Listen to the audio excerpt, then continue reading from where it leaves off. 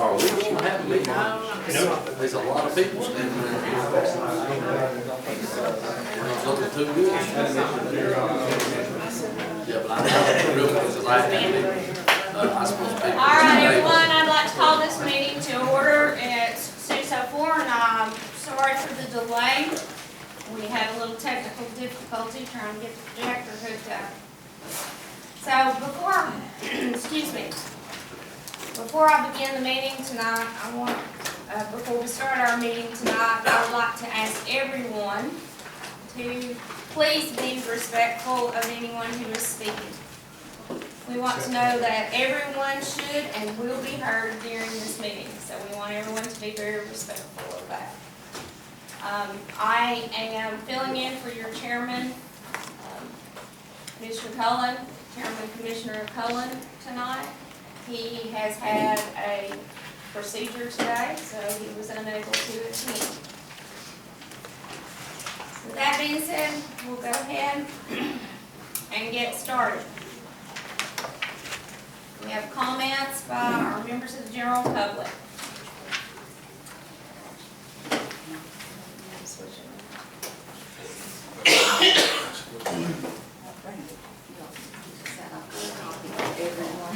We have anyone who would like to speak? Yes. I have a packet of information for each of you that I have made about the topic I want to address tonight. And this is primarily charitable to our mayor, Mr. Bradshaw.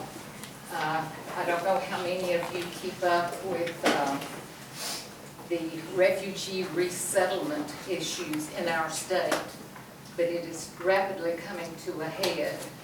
Our governor has until January 21st to tell the president whether or not he will take more refugees into the state of Tennessee. Now, please let me distinguish between refugees and immigrants and illegal aliens. They're all very different. Illegal aliens, you know, we would rather not have them here because of the economic impact. Immigrants, we want them legally, but we can take them and that kind of thing. But those people normally are eager to assimilate with us and adopt our laws and adopt our way of life, our culture, and everything. However, the refugees, for the most part, are not. The cover page begins, and most of what I will say tonight will be what I am sharing from friends of mine across the state of Tennessee who are very much involved in this issue.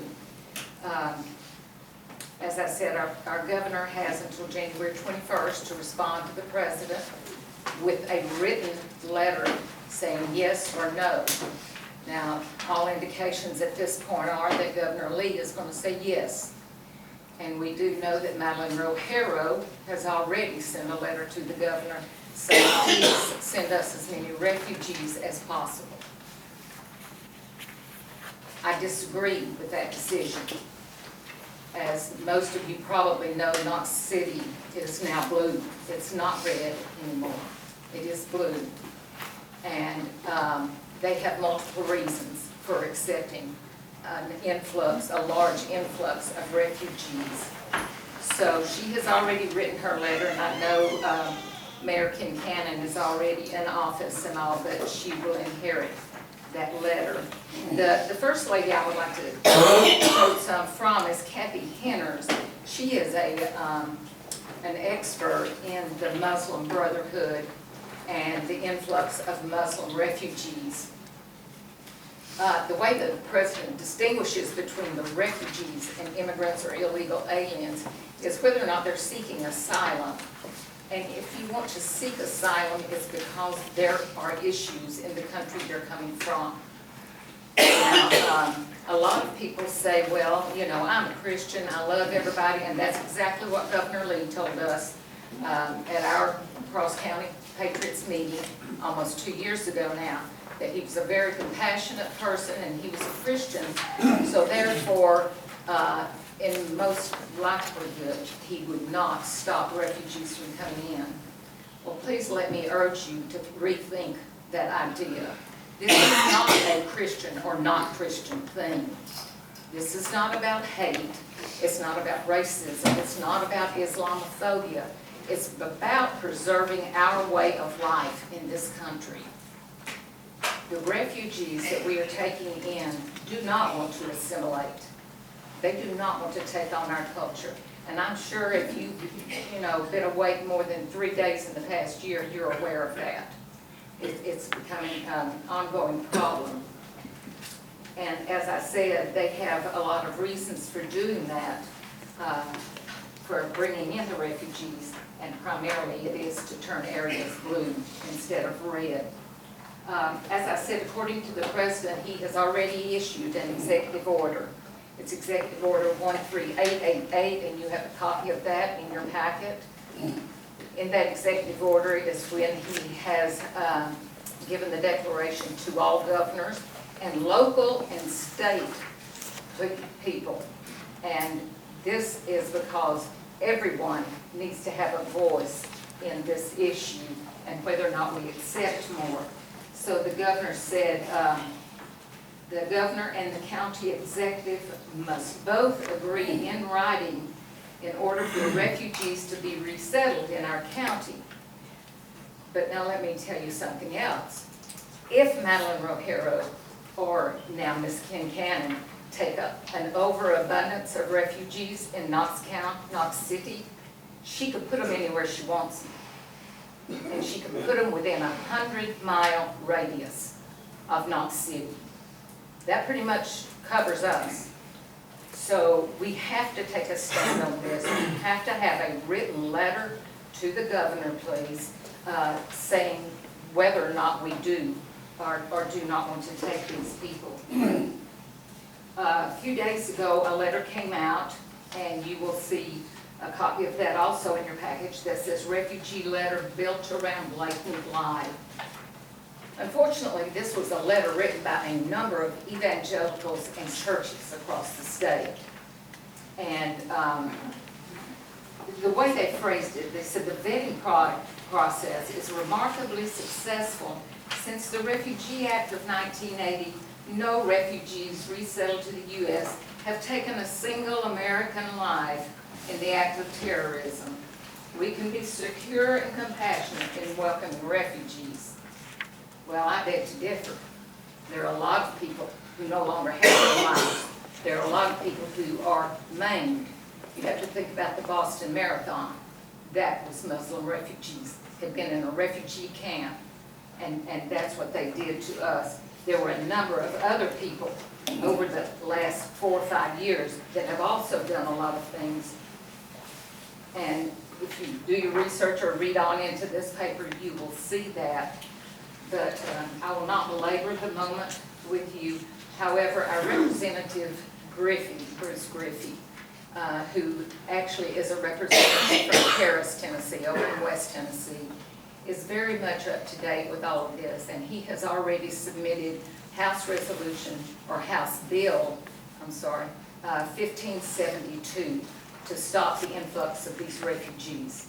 Now, whether or not our legislators will go along with this is anybody's guess at this point. But there's a great economic impact on this. As I said before, the people do not want to assimilate. 75% of them are on food stamps and welfare. 75%. Now, our county is not an indigent county. However, we don't have all the excess funds that we will need to support these people should they be placed in our county. So as a result, I'm just asking Mayor if you will please review this with others that you have contact with, and consider writing that letter to Governor Lee about this refugee resettlement program. Thank you. Thank you, Ms. Moss. Anyone else would like to address the commission? Pat?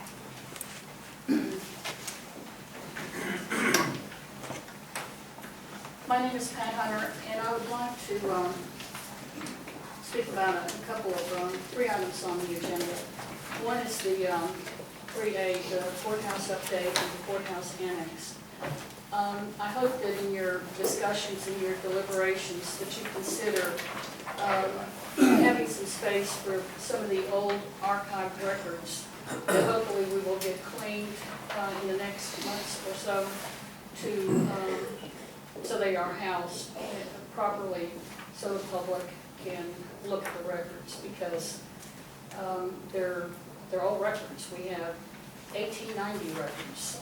We have old school records of a time that most people don't know about, or children don't know about. So I think it's important to preserve that history and to make a space either in the old courthouse or the new courthouse. The other concern that I have is item 3C, the resolution with regards to the LUV building.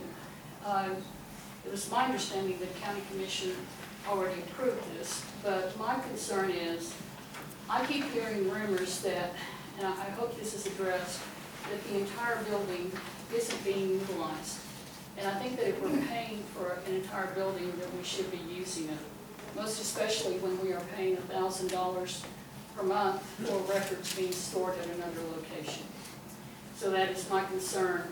And then the other item that I would like to just briefly bring up is number 5A, which is the solid waste contract with Santa. In my opinion, the Solid Waste Commission has spent a lot of time trying to negotiate an extension. In my opinion, they shouldn't be.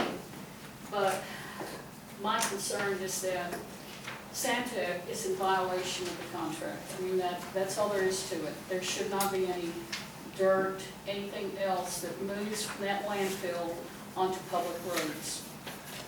They've had problems similar to this in other counties. In Ray County, they had a problem with dirt back in 2012. They were addressed.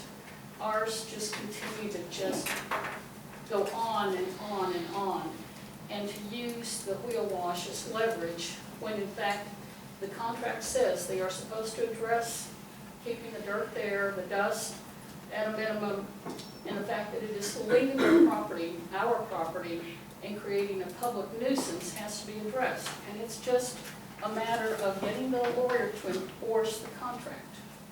He said every meeting, we're paying $2,500 a month, and if he doesn't do it, maybe the county attorney should do it. Someone needs to enforce this contract.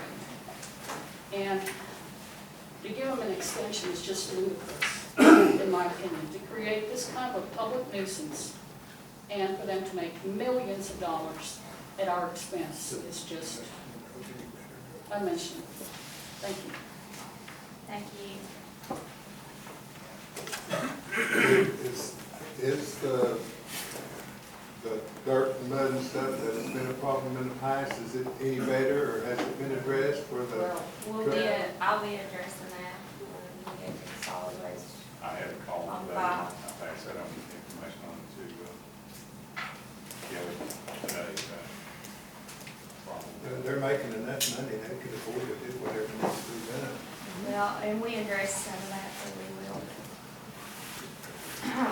When we get to number 5. Okay, is there anyone else that would like to address the commission?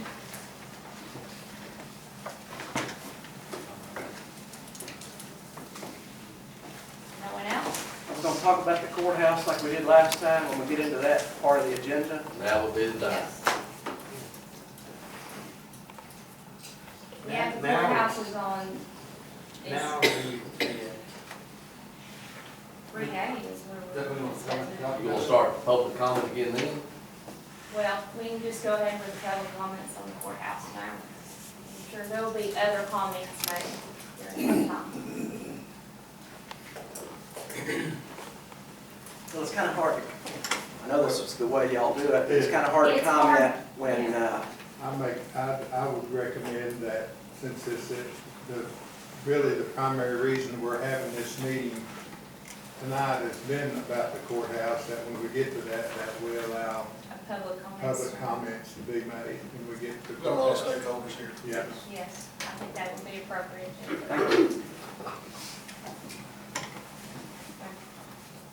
All right, if we move on to number 2, planning and codes, and we have Jim Jenkins with us tonight, state law. Are we gonna move past that?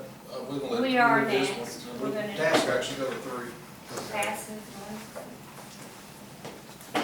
Commissioners, this item A is a resolution to amend the Loudon County zoning resolution, Article 7, administration enforcement pursuant to Tennessee Code annotated section 13-7-105. What is it? So, this is the administrative section of the code. I think this wasn't what got included on the original packet, is that correct? Laura? That's letter that's the B. next one. That's letter Okay. B. Yes, sir, there are 2 items. All right. And the second one was in regards to sign. This is the administrative section. The planning commission, of course, we've addressed fees. We're in this section, that we took fees out of going to the BZA. We've changed the sign section. That's all related to this section. There's some other items in here, though, that we cleaned up the whole chapter as a whole and are bringing it as a full amendment. There were old fee schedules in there for permits that we no longer use. There were old codes listed in that section that are irrelevant. Let's see. You suppose it'd be any way to get a list of what the agenda item said was eliminate this and add this in its entirety. I don't know what all got removed. Could you, between now and in 2 weeks, get us just a list of what got changed? Or not you, but Laura? Yes, sir, we can. I think she has some things that have it's a little confusing for me sometimes, but she has the text that is written, and then she's highlighted what has changed. Yeah, that would be real helpful to know We what can we get you changed. copies of that, yes, sir. I don't know what I'm voting on unless I know what it said before I've got what I've got now. Yes, sir, I understand. We can get you that, if that makes it easier. And you want that prior to the commission meeting? or- It'd be nice if we knew what we were voting on. You can bring it in my office and I'll put it in the package. Okay. We'd like to have it before that, though. Or as soon as possible, We'll get it sent out to all. before with the holidays coming on, as soon as possible would be nice. We will, yes, So sir. you're saying the majority of that was like old fee assessments? Yes, sir, there was a fee schedule in there back when fees for building permits were through the zoning resolution, but when we adopted building codes, the county commission adopted a fee schedule. It referred to the Southern Code. That's a non-existent code at this point. There was, I've marked in my sheet, of course, I didn't know you all had this. Of course, we changed the section on signage, making that 10 days rather than 5 with receipt. That was all in there. It's been approved and voted on, but we just cleaned up the chapter so that it doesn't have to be. Are electronic signs gonna be approved in-house now, without going through the BZA? That, we passed that to you Yes, all sir. in June. Yes, sir, and that's the second item in this agenda, item B, which I've been informed we should withdraw from this meeting at Yes, this time. there were several different changes on this, on item B, Right. and we did not have a copy that was to be on here for tonight. Some of the things that were listed, like, did not arrive until Friday, which was too late to put it up, and the signing of this resolution was not signed until today. So we decided to remove it So we'll get it on next month's for the agenda. next workshop. Yes. In any of this anywhere, is there something about in November or October, September 2018, we passed, and then you all subsequently passed elimination of $100 fee on BZA applications? Yes, sir. As of today, the application. The application hadn't been updated, but we do not charge a fee. The one online, somebody needs to get that, buddy. We need to get this fixed. I don't know if we even do your all's website or not. I don't know who does the planning house website. I've had 2 calls this week about, I thought it didn't cost anything anymore, and they said it does, it was on the website. Yes, sir. When they contact us, they know that there are no fees. All right.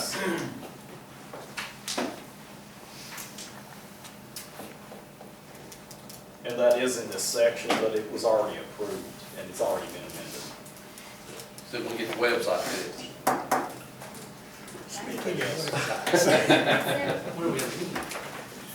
Do what? Any other questions? Wait for that. Thank you, Jim. Thank you. All right, we are at number 3 and number 4, and tonight we're gonna swap those around because we have the telco area service systems here. Mr. Swap. Thank you very much. Thank you. My name is Mark Clinton. I'm the superintendent of Telco Area Service Systems. I'm sure all of you are aware that TAS is a county board of public utilities, which is owned by Loudon County and Monroe County together. And we're here tonight to talk about a bond issue that we want to ask the county commission to approve in the next meeting. We have an issue with our system. It's a good issue. It's a growth issue. But the north end of the water system, we have just simply outgrown that area. I'm sure everyone's aware of the growth that's come upon Highway 321 in North City. And basically, I have three other gentlemen with me tonight that can answer some questions. I'm not going to go into a lot of detail. I would rather just give you the highlights and then let you ask the questions you want. Basically, here's the highlights. In the north end of our system, we basically are at the capacity of the water line that's there. We have an 8-inch water line. It needs to be upsized to a 12-inch water line. We also have a water tank on Highway 321 that's a 200,000 gallon water tank. It needs to be upsized to a 1.2 million gallon water tank. The project that we're proposing right now, it's going to be done in 2 phases, so I will be coming back again in about 18 months. But the project we're doing now is we're going to install 20,000 feet of 12-inch ductile iron pipe, reconfigure some pump stations, and also build this water tank. What we are proposing to do to pay for this is to issue a bond, and my guys are here. We want to issue bonds to raise the money to pay for this project. And Jeff Odom, who's with Bass, Berry & Sims, he's going to talk about that here in just a second. The area that's on Highway 321, just to give you an example, in 1 year with D.R. Horton, in about probably less than a year, probably about 11 months, we gained about 80 new homes, and also Bella's Landing, we gained several, and I'm sure you're familiar with Wind River. This serves that area as well. There's 600 undeveloped lots in Wind River at this time, not in addition to what's there. So basically, it is a problem. It's a good problem. It's a very fixable problem. We're proposing replacing the water line from Baker's Creek on East Elko Parkway and Greenback all the way to Highway 321 in North City. And we'll be also upsizing the line to 22 water tanks at this point. So that's the highlight of the project. And Jeff, I'd like to ask you to speak about the financing and the bonding, please. As you said, my name is Jeff Oldham. I'm a bond lawyer at Bass, Berry & Sims, and just I'm going to do the very high level sort of legal thing here. TAS is an instrumentality of both counties, and on its own doesn't have the authority to borrow money, so TAS can't just go out and issue bonds. The counties have to issue bonds on their behalf. It's been a while since there was a borrowing for TAS, and that's part of the reason we thought it would be a good idea to give you a preview of what we're going to bring in January. In the past, when TAS has borrowed, the counties have borrowed the money. TAS has been primarily responsible for paying it back, but the counties have acted sort of as guarantor of that debt and put the faith and credit of the 2 counties behind it. TAS is of the view now that they've got the financial strength and wherewithal to be its own credit with this borrowing. So the counties would still have to borrow the money, but it would be solely repaid from TAS revenues. No county backstop, if you will. And so the task board has, I think, recommended that in September. That's correct. And so if y'all are amenable, then we would be bringing a bond resolution to both counties in January that would do what I just described. So that's the legal overview. We just wanted to give you all a preview of that and see if you had any questions. So that covered? That's it. And also the first phase, we're not 100% sure yet on the amount of money, but it is not to exceed $6.5 million. What do you think of the second phase? The second phase, the second phase is going to consist of another 20,000 feet of ductile iron pipe. I'm going to estimate that that's going to be around $3 million. And we're also hopeful that we will self-fund the majority of that. We are self-funding right now the consulting work for the engineering. The engineering price for the project was $170,000. We've already self-funded that and other things along the way. And we also have a CDBG grant through Loudon County that was blessed, I think, last month, that we're going to be using for the water tank in Moore City. Yes, sir. This would only take care of 321, it would not cut in on Telco Village or anything, because I never had some water review or year plans of doing that in the future. No, sir, it would not. This doesn't have anything to do with Loco Village. If they ever connected to TAS on the north end, this would be required to make that happen. But it will be serving an area from Greenback all the way up to Highway 321 up to basically JB's Market, which is where our line is. But now TAS does provide a certain amount of water to Telco Village. We provide a certain amount of water to Telco Village off of Highway 72 in Loudon County.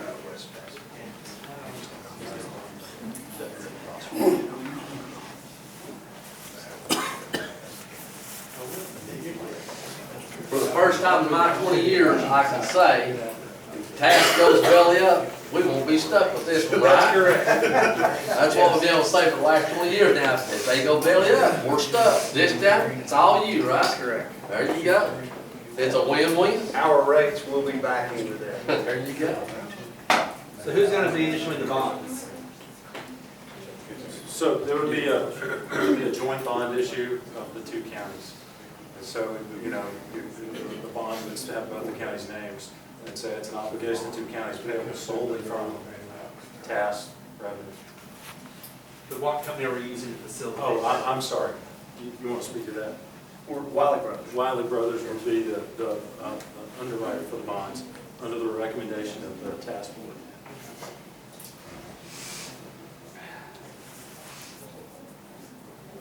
Commissioner, any other questions? Nope. Thank you. Thank you. Thank you. All right, next up on the agenda, our mayor, Shady Birdshaw.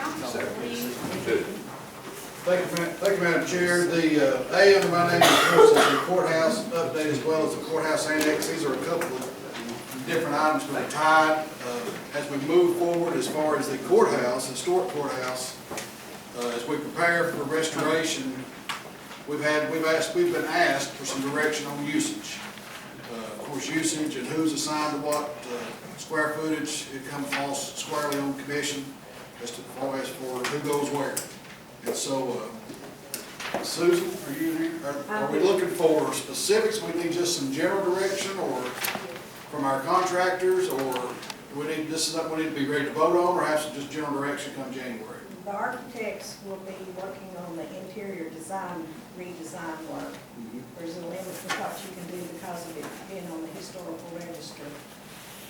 This phase here is scheduled to be finished in March, but we need to be prepared before then to solicit a bid for the reconstruction phase. So they need direction now in the design. What are our limits? What are our limits for we can? Well, first of all, your load-bearing walls cannot be moved downstairs. I know that much. Jay may be able to answer more of these questions. That's every wall in the building, that's my understanding. They're all brick walls, can't nothing. And that's why this conversation ties into the new annex. We intend to go forward with the new annex, as we have that conversation tonight, and that'll change some things as well. Because if we're There's a lot not, of limits to because it's on the historical register. And Jay, are you more familiar with that than, would you be able to provide some insight on that? I can, yes. Not that I'm working, I'm Jay Hinderlight, I'm with the MBI. We're designers for the expansion at the jail. We've been putting proposals together for the new Justice Center annex. Historic, buildings that's on the historic record. You are somewhat limited to what you can do, all the way from what the windows could look like. They gotta look like the existing, to the paint, to how the walls are in the building. you can modernize the building somewhat, but you can't change the historic nature of the building. And that just, there's limits to what you can do. So spaces that are there today, you know, if it's a long rectangular space, if it's a square space, probably has to stay pretty much the way it is. And you got to figure out what use does that meet best. You might be able to put some, you know, dividing walls if it's a large space. In like something like the historic courthouse or courtroom, you might even have to ask for some leniency there. Obviously, at this point, it's gone. So, you know, anything you're doing is going to be mimicking what's there. But where the walls are, as you were saying, you know, the squares you got to work with are basically the squares you got to work with. It's the space you got. And you may have more experience than this, done some research, and I think if it gets to being this big issue about being on the historic restaurant, I think it has to be removed after an event. You could ask for it to be removed. That would be something you would have to. That takes their little micromanaging part off of, not that we'd make any major changes, but if there's things that we ever wanted to do, just simply saying, listen, here's the situation, please take us off the restaurant, because there's nothing particularly gained or lost other than the prestige of saying, oh, we're on the historic, National Register of Historic Places. So if that gets to be a big push, that's always an option there too. I'm hoping we're not going to be doing that much in there myself, but I don't know yet. I mean, I'm not involved with where someone asked to take it off, but I do know there's limitations of when you've got it. You know, one of the things that's been discussed, well, could you build on the existing site there? Well, obviously you could build something on the existing site, but it probably would mean connecting it with some kind of glass indescript structure that doesn't take away from the existing, and you have to hold it so far away. They're going to give you parameters you got to meet, and you would have to meet, you know, look a lot like the old, which might not be a problem. But yeah, it's like you got somebody look over your shoulder tell you, yeah, you can't do that enough, you can't do that. You know, So we know when we modernize as well, as far as modern wiring, no more cloth wrap wiring, or asbestos wrap wiring, I hope. As well as fire suppression, we'll have a sprinkler system involved, just bring it up to codes. And, you know, there's been some interest, I know the Veteran Service Officer has shown some interest in moving his office there. You know, we've still got a driver's license office that operates out of a closet. You know, is there some shuffling we can do downstairs somewhere to move around? Just some ideas we need to kind of have moving forward.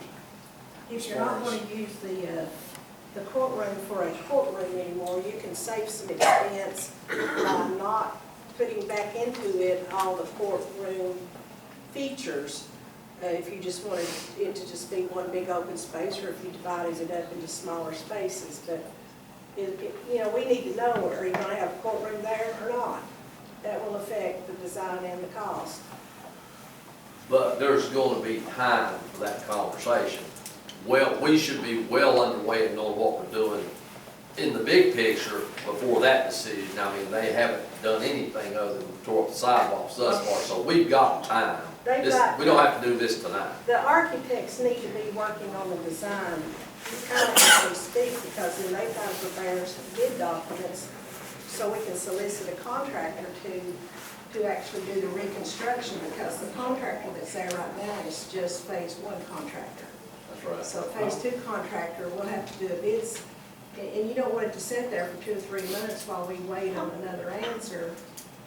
I would like to have the bid process completed as they're finishing this, so that the next phase can begin. This is estimated to be done late next year, right? Summer, fall? This phase is scheduled to be finished in March, I thought. But it didn't start till 2 months later than when the schedule started. I'd have to look at that, but. We'll read that. If we wrap this up in March, we'll be ready for restoration. I would hope that in January, we're ready to select a site, whether, or no site, a site, move, whatever we're gonna do. So we're talking about a month from now, so we won't put them in any jam, I don't think. Because once we know what we're doing with the new building, that'll help us know what we're gonna be doing with the old building. That is correct. I think that's what our agenda is for tonight too, is to move us forward so that we can make that decision and get this on the books and ready to go in January so that we can move forward. The architect work and the bid solicitation takes a few months. I mean, a bid solicitation takes a lot or more to complete that process. Yes, Commissioner? I respect each and every commissioner's speaking on this, but I would like to place this for a vote in the January meeting that we go ahead. It's been 7 months since we had the fire. I would propose that we have a resolution on the agenda for January that we accept with the city the creamery site. This will allow us to, and Commissioner Shaver, you will appreciate this, this will allow us to stay within our budget. This will also allow, as Susan has talked about, giving the architects the information they need so that these two projects can be complete. We've talked, and once again, I'm not going to say anything negative. We've talked, and we've talked, and we've talked, and now, as Larry the technical guy said, it's time to get her done, and I think it's time to get her done. Thank you, Mr. Chairman. I appreciate Commissioner Mears, you're a little ahead of us, so that's what we're fixing to have a conversation on tonight, hopefully. I just want to know the reason I said. Thank you. Anyway, I would just request, commissioners maybe have a few ideas stirring around. I don't think the old courthouse is going to be, I don't think there's anything in it. My best recollection of the walls and structure that week, I don't think there's going to be knocking out walls and expanding rooms. And I think you're right, but I just don't see that. No. And like Ms. Husky said, I think the only options you got is upstairs. Is it going to be one big room? What's it going to be used for? I think that's it. I think the downstairs stuff, other than giving it a technological facelift with the internet and all those kinds of things in the rooms and making them usable for ag extension, driver's license, whatever, but what we do there, I don't see us knocking out any walls and creating bigger rooms. I agree, just bring it up modernize it, make it a little bit more efficient. And, if we're not gonna have a court in there, then the upstairs, if it's gonna be a public venue for different uses, whatever, then you leave, like I said, it's safe a little money, you just leave it open, so you know what it's gonna look like. You're gonna put temporary dividers in there if you want smaller room, where you can divide, push and close dividers if you need smaller space. But I don't think we're going to be making any new room. Just our offices back. I think the biggest thing is to decide, look at what's over there and what offices you want to put where. Ms. Husky, did you say that the insurance company will pay to have the courtroom restored back exactly like it was though, correct? So it would be no cost to us to restore at least the courtroom back to where.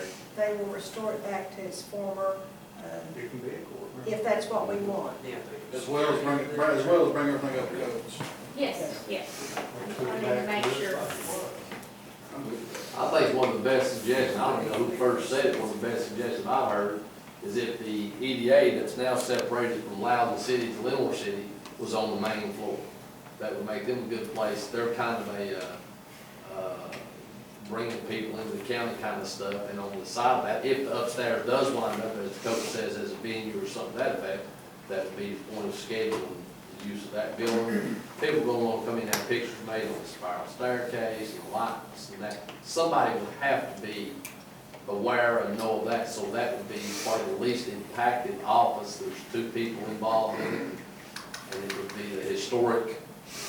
You're coming to Loudon County to see something, you can't get much more historic than Loudon County courthouse. The other thing that impacts what you do with the old courthouse is if we build a new one, what are we going to put in it? Right.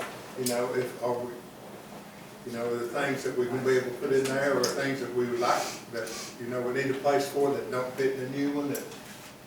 Hopefully, we can put everything in the new one for $7 million. Me Me and you and everything else. It's got to include all the space, expandable space for record storage. Well, the old courthouse will have a lot of space for that. So I'd say you can do. The old one has a lot. There could be one whole room up in the Bad Daddy Court area. Those of you that know that, would be a great place for a little historical I think repository. we can find storage without using new construction. Oh, yeah. I mean, there would have to be current storage, like Yes. what circuit and General Sessions Court stuff they have to keep close by. But the historical stuff, I think, is the ideal in the old courthouse. like a historical too. Yeah, one whole section, one whole room, one whole Or something, even in the courthouse, in the courtroom area, have possibly. some historical. Mhm. Well, we'll know we'll have to have a ball anyway, just from upcoming criminals. There's two there. Where the old, yeah, I want to talk about as far as the new one. Oh, I thought you were talking about, I thought the nose. There's two dandies in the old one. They kind of go, this could move, kind of go on hand in hand. That's probably what keeps the building from falling down, is old. And just, I would ask, just have a few ideas for that to move forward. I'm fine with it. The second aspect of this conversation is the courthouse annex. I spoke with the Loudon Utility Board a few weeks ago. Several of those guys are here, Loudon City Council as well. Had several conversations with them. Very graciously through this whole process. The Riverside site fell through. Now we've kind of come around to the Old Creamery site. Wow. To me, it's an incredible opportunity. This is an opportunity to create something that's wonderful, that is majestic, that is within budget, and something that generations down the road will be proud of.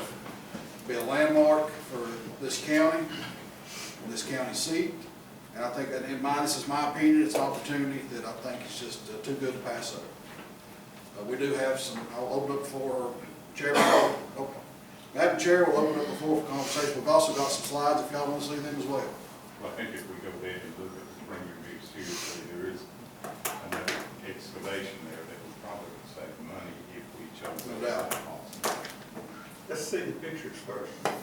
We like pictures.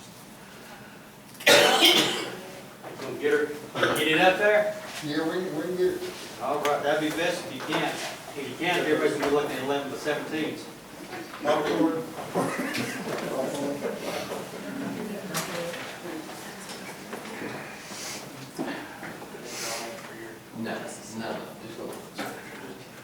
one option. And I do have 11 by 17 cc slides that I'll be leaving with you tonight here.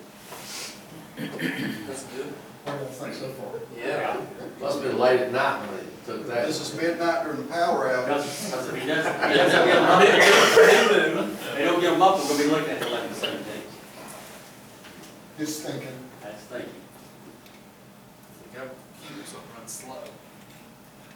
Oh, it's daylight now. Oh, this is the blizzard picture. All right, something actually came up. Others in the room don't know how we've been sweating this, because that's about the third or fourth computer that's been hooked up to this machine tonight. All right. When you look, does anyone have a pointer. Can you walk around? Okay, come over to the bridge. Okay. He doesn't drive real well, but that's coming over the river on the bridge there. Off to the left would be the municipal building. On up the street there, you've got the annex, you've got the historic courthouse. Okay, and sitting where the Creamery property is that's where we're proposing to put the new courthouse annex, the new courthouse. On that property, as it's developed, up to one end there is something that may be a corporate office for a boat manufacturing. Now, I'm using the wrong corner. There you go. And then we got a green space there for public events. Right on down there, it keeps coming. That's a band shell for public events, and then a place for restaurants, some kind of other public entity there, right beside the river. From the courthouse going up to where the new courthouse is. There you go. You'll actually have a view down the green to the river there. It'll never be developed. That is. Never's a long time. That is a long time. That is the goal at this point. That is a public area there with that band shell. That's Loudon Cities. I'm just asking. It's according if we're located in the middle of it, it's our problem. It could be a big problem. He's talking about them here. Yeah. Go on to the next slide. And this slide will be coming across the bridge. Yeah. You see up there in the upper right-hand corner there, you're fast now. He's thinking fast. Slow down a little bit. That right there is the old water tower. So there you come across. This new building here, same character, the one we're showing down along the river Oregon, except now with the sloping of the site, it will have a concrete base underneath there, some kind of, something that'll look like the big rock, split rocks that they used to do under historic buildings. So the first floor of the occupied space is the brick part, and then you got the courts up above. What will be the space behind the concrete facade? That's a good question, yes. Well, Sally Port? It'll be Sally Port and stuff, but let's wait till we get a better picture here where you see it. So there you're seeing it more from the end of the street, looking back up. And this is Hackberry Street Right. Okay. and Commerce. All right, keep it coming, Dave. There's where you fly over the top of the existing old courthouse, yeah. And this building really doesn't have a back side.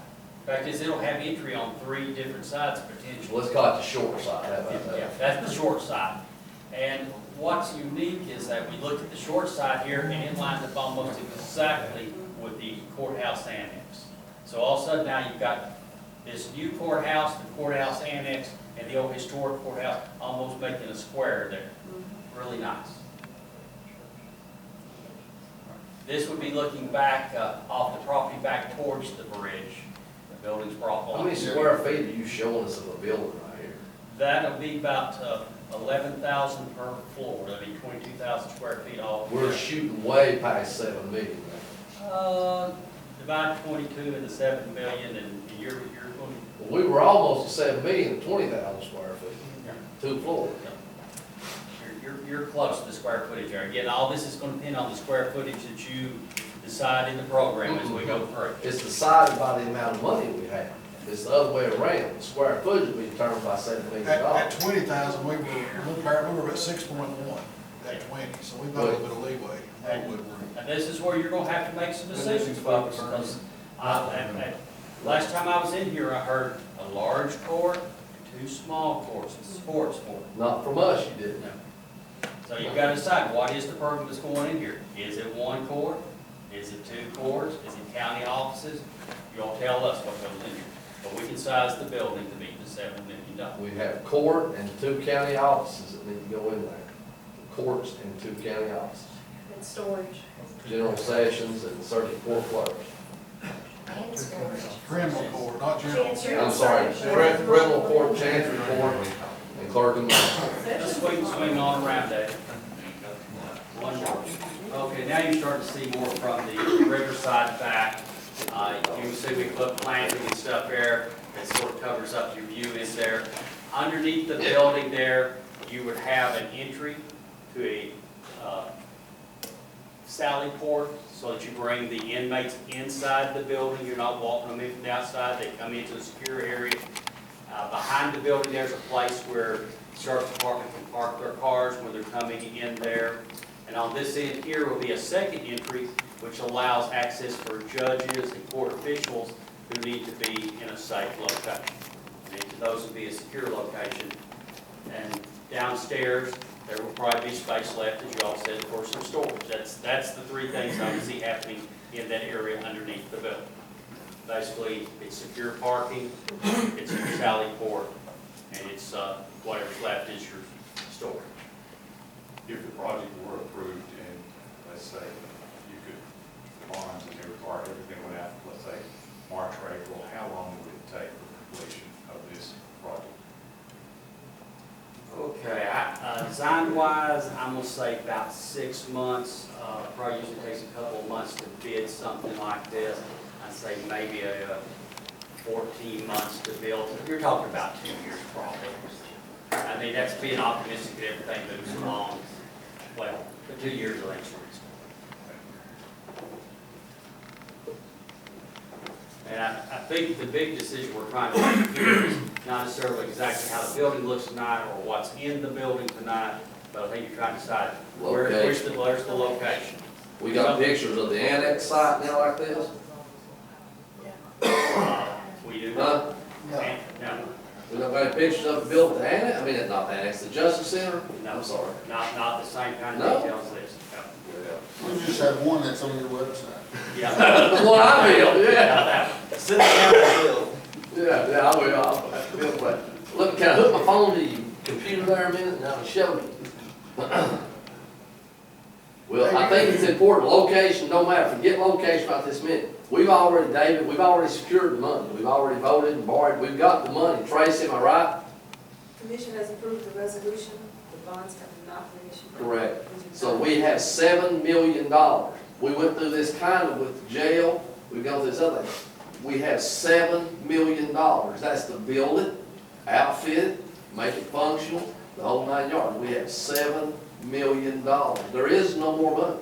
Well, you all maybe have to back in to tell us how much the construction needs to be, because you'll need the recording systems and stuff for the courts, your IT systems that's going in here, so construction will not be $7 million if you're. I agree 100%. Your last, that real early estimate you gave us, I think Buddy said 6.1, but I think it was more than that. It included soft costs in that one. I would say you need to have at least 10 to 15% for soft costs, so construction couldn't be more than about 6 to 6.2 or something. Well, you're the man that puts it together. We have $7 million. That's what we have. Mr. Mayor, Yes. if this goes down here, I'd like to propose to this commission that we name the parking lot after Commissioner Chapin. I think it's bad. No.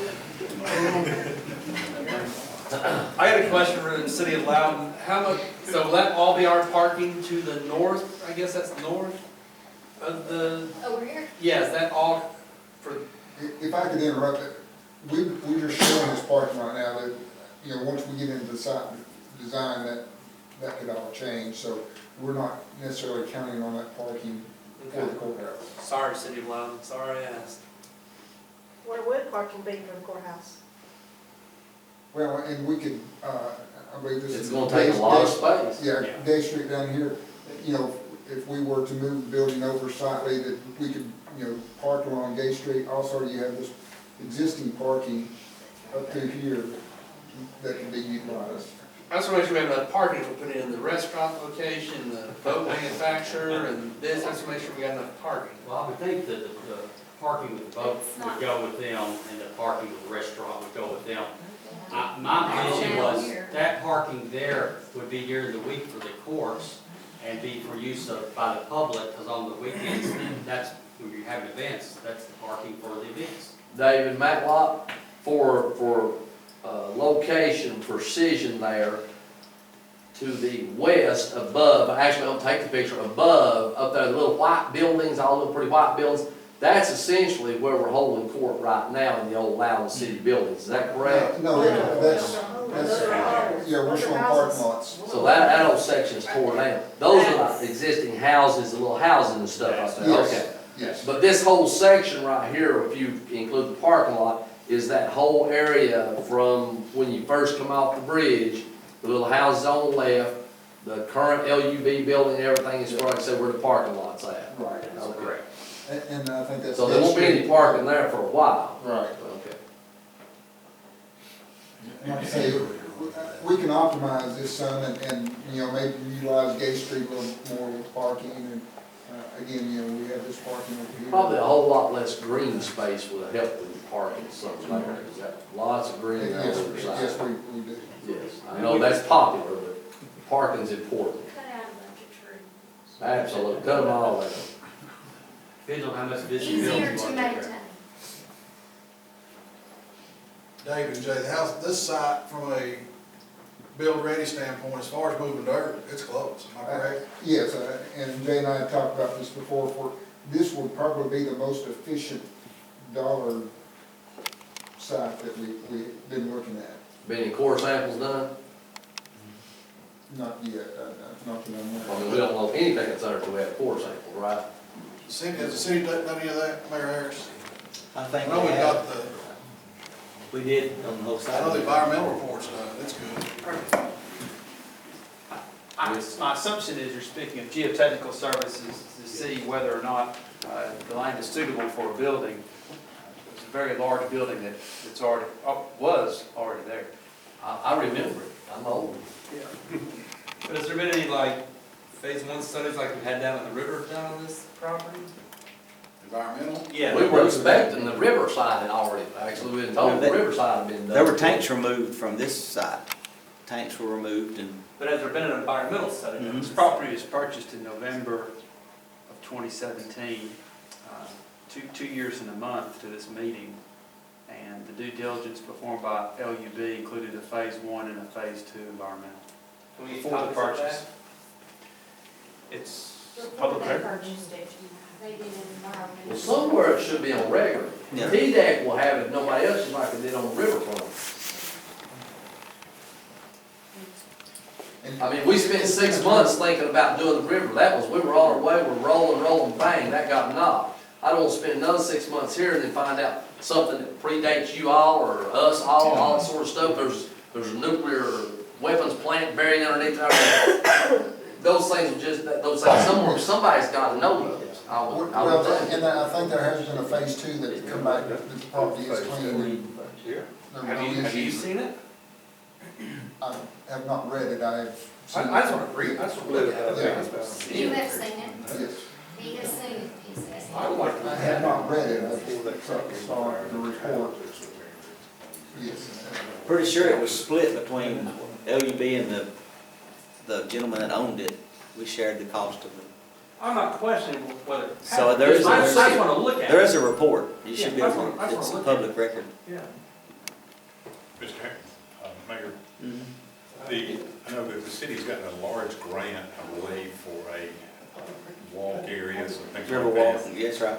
And, you know, we're talking about possibly needing additional parking, and I'm wondering, could some of that money from the city, working with the city, be utilized for additional parking? I don't know what the restrictions are going to be on that, but we've got the money, get it done. If we need additional help, just, that's all. Is there more pictures at all of them? That's all. That's all. I'd say let's turn the lights on and have a conversation. Lights. Oh, that hurt. Could have turned it on a little slower. All right, Madam Chair, how you gonna do this? Can I see your temper? I know that LUB has asked for a commitment from Loudon County to where before we start a dance, before we start to use, they'd like a commitment from us to use that site before we start pulling the permit. Is that pretty close? That's close. That's what we're heading to January for, that's what the night's about. And I think we also heard. When do we decide what goes in it? I think we already heard Commissioner Mears say something about, you wanted us to accept the resolution, to accept the site. I think we've got at least one judge here, and several lawyers, and Steve's here. I think as far as you look at it, I think it becomes annex. You know, we know we need at least 2, and I think 3 courtrooms, one small or one large. We have $7 million. I understand. This is how simple this is. We don't need to talk about $7 million. Are we not gonna fix the problem? We've gotta fix the problem. We can with $7 million. I'm gonna go ahead and just be finished with my part. Nothing I've seen, nothing I'm gonna see will change my opinion that for the safety, security of the officers, the savings and money that we're gonna have, we're never gonna have a better opportunity and a better place to locate this than at the Justice Center. There's no way, there's no argument against it. Will it be neat to have it downtown? Sure. Is it gonna be a pretty addition downtown? Sure it will. But we will still be, for the next 150 years, again, transporting prisoners. And I won't quote anybody, but I had an officer, I know an officer the other day made the statement that, yeah, y'all can get in the bus with some murderers and start down there and see how comfortable that is. So, my position will not change. Nothing I hear is going to change my position. Downtown Loudon, like I say, is nice. You're going to have the old courthouse. We're going to put it back and make it something very nice. You got the annex, but for this one shot in a century that we could put everything to one spot and eliminate this hauling of transporting prisoners, what an opportunity. Now, if we choose not to do that, we choose not to do it, and we'll be living with the way we've done it since 1870. But that's where I'm at with it. There is no economic argument that overrides the safety of the officer. That's where I'm at. I'm done. Kelly, could we just get some opinions from some people about, We're gonna take top. about what, Steve, Joe, like what you guys, what you think should be in the new building? Anybody? Well, we're discussing I would- what's in the building or location. Just where is the location before what's in it? No, I'm curious, I can ask whatever question I feel like, and I wanna know what they think should go in the building. Certainly, I would recommend before any drawings or anything, the judge and the clerk's office too, and myself, need to be in on those conversations. Yeah, that's what I'm asking. What, Steve, any opinions on what all needs to go in there? Well, I would like to recognize Judge Wicks here. I don't care to give my opinion. I know Judge Pemberton was here last month and addressed as far as the size of the courtroom and a couple of additional smaller courtrooms. So I don't know if Judge Wicks wants to address that issue or not before we move on. It's just rare that we're all here together. This is a good group. So I would just like to get as many opinions as possible at this time. Well, we've been dealing on the trial court level, you know, we have circuit court judge, we have a criminal court judge and the chancellor. And the way we rotate around our district, we're never in the same place twice. It's sort of like vice president, president normally don't travel together. So we've been dealing with only one courtroom in the courthouse for a while. Now, in Roane County, we have, Chancery Court has their own, criminal circuit share one, and then you have two general sessions. That's all in one location. But in Meigs County, we have one courtroom. Loudon County, we have one, and Morgan County, we have one. And that goes fine. Now, we do need, like we did in Loudon County, we had a smaller, called an auxiliary courtroom, whatever you want to call it, where a lot of times child support met. Or if circuit or chancery court has something that they do without needing a jury and a lot of people, they could have an auxiliary courtroom and have it in the same county at the same time. I don't think you would need three courtrooms. But my opinion is one good-sized courtroom that I could fit a jury in and impanel jurors, because when you impanel jurors, you're calling in 120, 130 people. So one large courtroom and a small courtroom would be sufficient. And then offices to support those. Right, and you would obviously need a jury room, holding cells. Judge's quarters. Judge's quarters off to the side somewhere. Yeah, by all means, we need some way that we could get the inmates in and out of the courtroom, in the courthouse without running through the general public. I go to different counties, and I mean, Roane County's awful. I mean, they just walk them right down the middle of the hallway, and then they come in right behind my office, and they all say hi to me when they walk by, and then they go on in to the holding cells, which are right off the courtroom and right next to the jury room. So you've got to walk right past the inmates, and it's a crowded hall. It's just not a good setup. So in other words, we could walk them right from their jail cell into the courtroom would be a good idea. That would be an idea, if something like that would happen. That would be good. Or if we could pull them in the sally port and Underneath use a and secure run up an closed elevator. off sally port, and they get on an elevator and ride straight up into the courtroom. After they've been on the bus for 2 miles. After they've gone. I wasn't gonna drag you in on that, and I really wasn't. I wasn't gonna put you on the spot for that one. But I would like to, if we could, get the judges and the clerks together whenever we start looking at how it's going, the insides are going to be. At least let us give our 2 cents. You don't have to go with it. Gotta be. But since we're working in there every day, you know, some architect may think this works better, but we say, well, on a practical matter, I think it would be better to do it this way. If we could have our input on that would, No doubt. I think that's a must. Thanks. We've just heard several different opinions about how many courtrooms might need to be in, and that can be a big difference between, you know, it's a big difference between 2 and 3 courtrooms and all the things that go along with that. So that's, I just wanted to kind of get some feedback on that as we I wouldn't see any need for 3 courtrooms. I mean, That's my opinion, because I've never had 3 courtrooms anywhere like that. 2's the most I've ever had. 2 would work real nice in that you have the large one, you have the small one. Large You one have the side upstairs. port down in the basement, you bring them straight up the elevator to a holding area right off between the 2 courts. They go this way or this way, they never cross the judges or the court clerks or the public. Courts are on the 2nd floor? Yes, for security reasons. I think a good compromise would be 2 equally sized courtrooms upstairs. We need a place to be able to have a jury trial, and if another court's coming into town, you'd have a time to do a jury trial there. We've had situations where we wanted to have special settings, and there's just not the room. If we've got 1 courtroom, we have nothing for the future. Our district has kind of been trapped for years by this 1 courtroom thing. It keeps the judges only being able to be in one county one at a time, ever. As Loudon County has grown, I mean, when this district was created, Rome County was double the size of any other county in the judicial district. Now we have caught Rome County, and our needs are going to continue to change out into the future. So we need at least 2 courtrooms, in my opinion, respectfully, with the capability of having a jury in there. For all kinds of things come up that could potentially need that. But we hadn't really spent a lot of time thinking about it yet.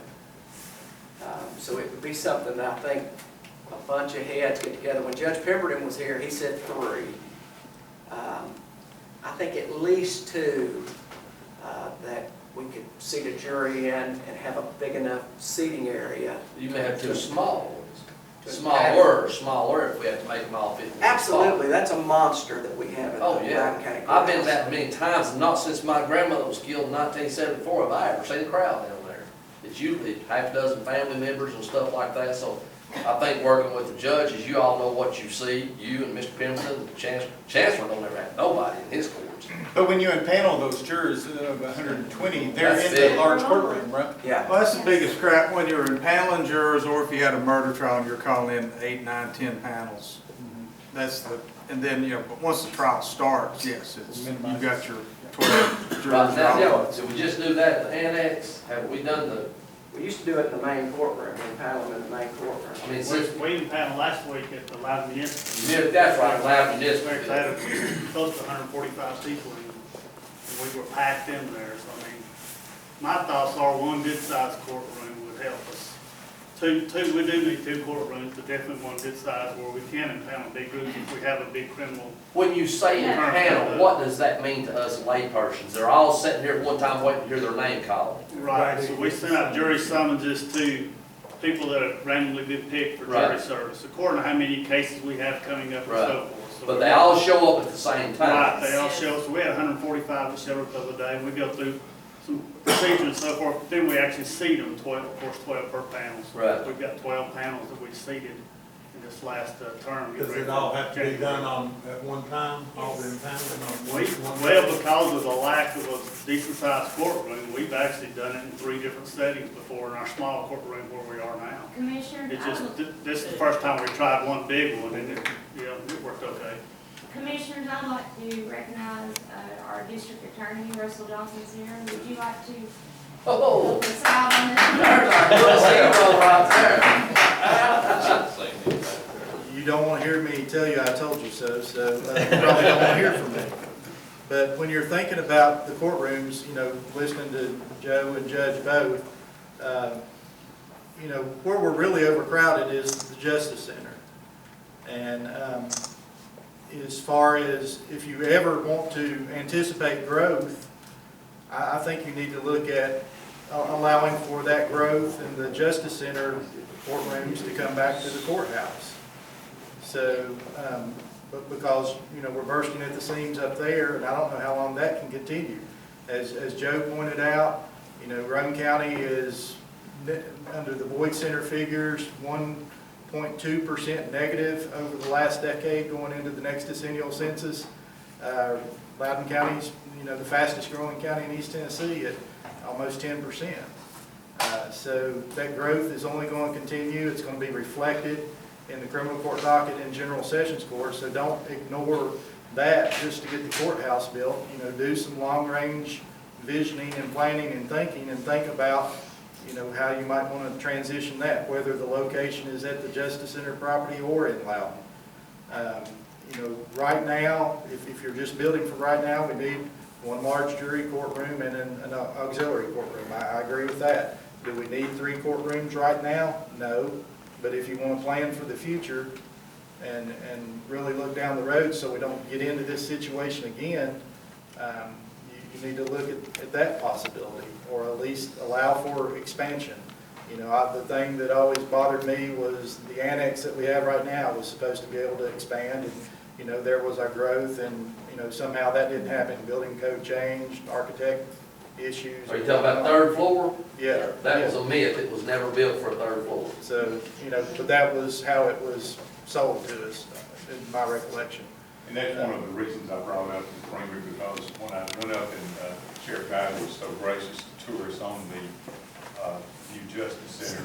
And Tim, help me out, if I remember, as we walked out to the back, if we ever do need to expand in that back, that area is actually already basically set for expansion in the future. Is that correct?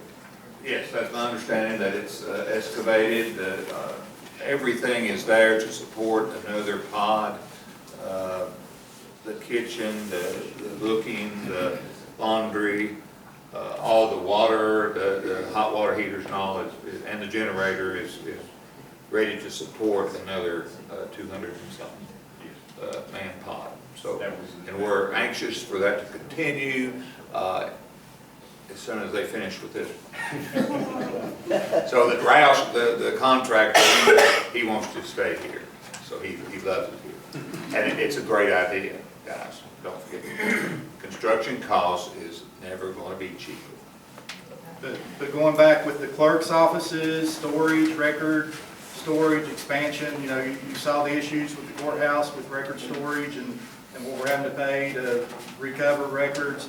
You know, I'm thinking at some point we're going to get away from, you know, paper type records and documents, but there's some things that you may have to see forever. As far as the needs of the court system itself, you know, our offices, we have 4 counties that we serve, and all of our offices are under one roof in Roane County, and the state pays $120,000 a year for us to lease building space over there. We don't need, you know, our offices are going to go wherever the main office is going to be. We don't have a satellite office in any location right now. We did in the old courthouse here, which we had to share with probation. Right now, I don't know if y'all have gotten to it yet. You're talking about the additional space at the old City Hall for our purposes or probation.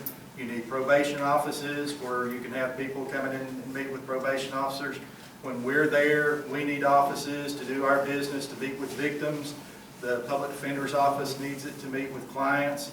Defense attorneys need to be able to meet in private and have those conversations where at the old courthouse they were having to sit on the benches outside in the hallway. You need rooms like that aren't going to be used on a 24/7 basis, but are going to be used when court is in session. If it's civil, if it's circuit or chancery, those attorneys need spaces to meet with their clients. So, you know, the architects need to figure in all that space in the process too. So, you know, there's a lot of things that you say, well, you know, the courtroom's only full when you're impaneling the jurors, but yeah, you know, that happens, you know, several times, and when you need it, you need it. So the judge is right. You know, we need to go back and sit down and talk about that and come up with a plan to make a recommendation. Steve, did I leave anything out from yours or Lisa's purposes, or? I think you covered. Let me ask a question. I think we've well established that when the time comes to design whatever's going to be on the inside of this thing, the people usually going to have to make that decision. I've heard from me and I've heard from David, and I'm hesitant to put people on the spot. If they want to be, fine. If they don't, we'll get the insides designed. What's left is the location. Is it going to be downtown Loudon, transport a prisoner? It's going to be at the Justice Center. Do any of our stakeholders, as Buddy called it, do y'all have a position on that? Judge, sheriff, district attorney, I'd just be interested to hear what you have to say. I've made my point clear, David's clear, we're all kind of taking our camps, just interested in what y'all have to say about You that. have to resolve the county town, county seat issue as far as moving the courthouse. I think if you people were to say, guys, listen, nothing makes more sense than having everything in one place, that was the whole deal about, as you would say, I don't want to say I told you so, having everything under one roof and in one place. I think if you all said, for the sake of everything, it needs to be there. I cannot believe the city of Loudon and say, God, we want to do what's right for everybody. But that's down there, but still would like to hear your opinion.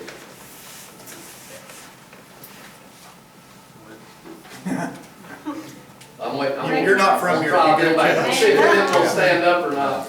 City manager, roll. I shared space with our court personnel, attorneys, lawyers, clerks, judges. We were roommates for a time after the courthouse fire. We got to know each other real well, working in the hallways together. And we continue to work together. The civil trials are held at the municipal building. But rather than put anyone on the spot tonight, I encourage you to let the liberal arts side of the university at UT talk to the science side of the university at UT. And what I'm talking about is having the architects and the engineers program the building together with those that will be using it. As the architect said very wisely at the beginning, this is a process that takes months, up to 6 months, he said. Let's get those stakeholders together. Let's make it a calendar exercise and get this program, and get the building programmed. It's going to take some time to decide that. What we can do is move forward with the site, like you're discussing now in January. Again, I agree with you 100%. These people are going to have to make a decision. I just wonder if they even want to wait on that, Mr. Davis, since he stood up back there. Oh, God. This is our county seat, Loudon County. Was founded just down the road here. This is our county seat. Our courthouse has always been here. We wanted to consolidate everything. We missed that opportunity when we chose to expand the jail. Well, let's clear that up. We're going to be so short-sighted, it's going to be full before it's ever paid for. We were never going to be moving the big courts down to the new place. That was never included in any plan that we ever had. What's that? We were never moving the courthouse to the new place had we done that. That was never part of that conversation. That was suggested to put the courthouse, new courthouse and the jail on one site. Yes, it was suggested. It was general sections. There were no big courts No, in no, the no, drawings. no, it was a new courthouse with the jail in one site, so you could. We saw little pictures of that, because I saw names on rooms. Well, gentlemen, we've got to move forward past that. I agree. That's That's water here. under the bridge. One more time, if That's anybody hindsight. wants to have a say-so there, hi, Sheriff. What, great, Oh, God. you don't really, I'm like the general, you don't really probably want to hear from me, but on that issue, because you had the opportunity to put the jail with the courts at one time. And now, because you decided to build what we built, we're there. We're there. And Forever. but we don't have the space to have the courthouse, I don't believe. And parking, that's a huge issue. There's plenty of space to build and plenty of parking, but that's got to still come down to a decision. There's more than room to build in the park. What's the best? Well, we'll get a chance to vote, didn't we? Yes. But I mean, I think the sheriff just said that there's not enough space, and there's not enough parking. Well, the problem, if you keep screaming you got $7 million, you're gonna spend a bunch of it in site prep. At the new. At the Justice Center. At any of them. Well, not at this one, Not as You'll much. see. Well, but you also got that big, once we moved the rescue squad, I was hoping to get some contingency money out of the 17.5 to fill in that and maybe do some parking, but apparently I don't know if that's gonna be a feasibility. That would be added on to the additional 7 million if you go in and do that up at the Justice Center, would it not? No, we have $7 million. I don't know why that's a hard concept to grab a hold of. Because if you don't. $7 million.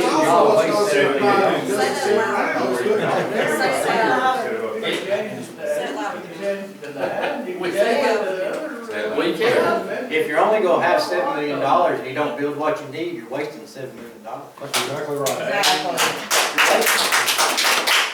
Where do you get more? Am I hearing some suggestions? I'm just telling you what we need to run, these elected officials need to run their office. It's your job to find funding for it. Well, I mean, I'm open for suggestions. I'll tell you what we need. Yeah, you don't want to, you want to build what is needed, and for the future, guys. I mean, that's the key thing. We've heard all night long how Loudon County's growing, and how in the past, historically, Loudon County's only built for today, not tomorrow. And so, we need to change that. What do you suggest? I understand what you're saying, but what do you put? I'm just saying, build what's going to be here for 150 more years. Yeah, not. And that's going to require these guys, these judges, and the clerks, and those to sit down and say, "Here's what we need." I don't know if, I mean, based on, and I'm not an architect, I don't know that, you know, based on what's left up there to build on, I don't know. Go ahead. Well, sure, if you're being very wise, you're being humble here. He did nail it there. I mean, there's room where the rescue squad is. If the rescue squad's ever gone, the idea was that would be another large sessions court. We would expand and get sufficient court clerk space up there, sufficient judges space support there. Get some more parking out front there. The issue is that to get any more parking up there means filling the hole where the helipad is, or putting a parking garage in it multiple stories tall, which is a lot of money. There just isn't a good place up there to add a bunch of parking. That's, you know, that's the hard thing about it. But it can be done. It can be done for a cost.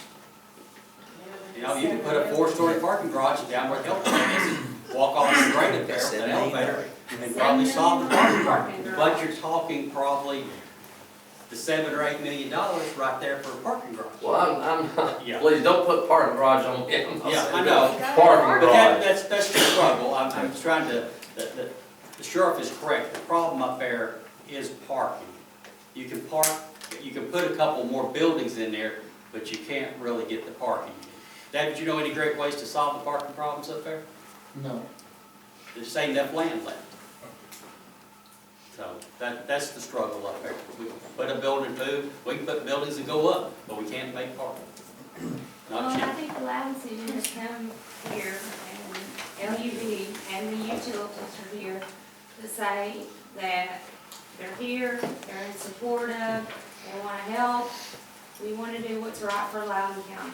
And I said, I think that's what we need to be focused on, what's right for Loudon County and where we're going with this.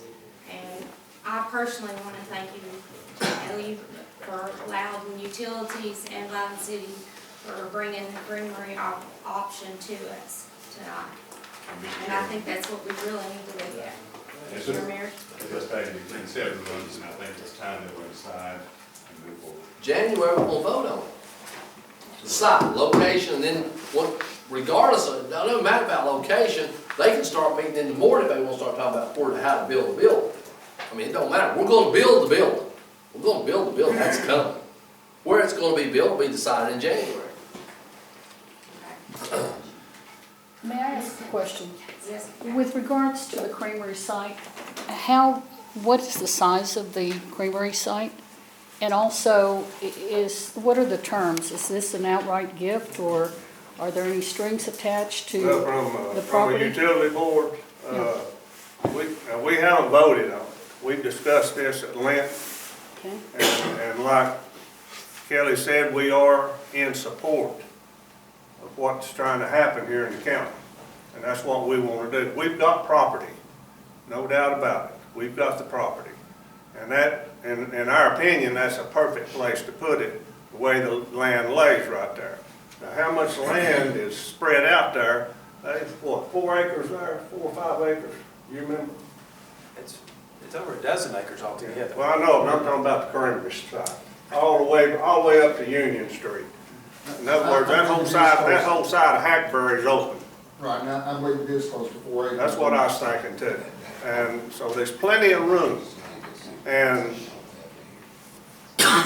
we would have to vote on this, but we have, from our discussions and our groups, we've had very good support. And I would be highly surprised if it went any other way. If you guys wanted to put it there, I'd be highly surprised if it went any other way, then yeah, we'll give you the property. You know, if that's the decision that we make, how long would it take for LUB to vote and to give us a deed? Well, right now, as far as voting on it, that wouldn't come up until the fourth Monday in January. That'd be after us, so that'd be. So that'd work out just fine? That would be after you. Ours is the first Monday in January. Yeah. And we'll have a workshop, on the second Monday. Who owns the property? LUB The or the city? LUB owns the property, city owns us. Okay, but technically it's the LUB property. Technically, it's the LUB property. Sure is.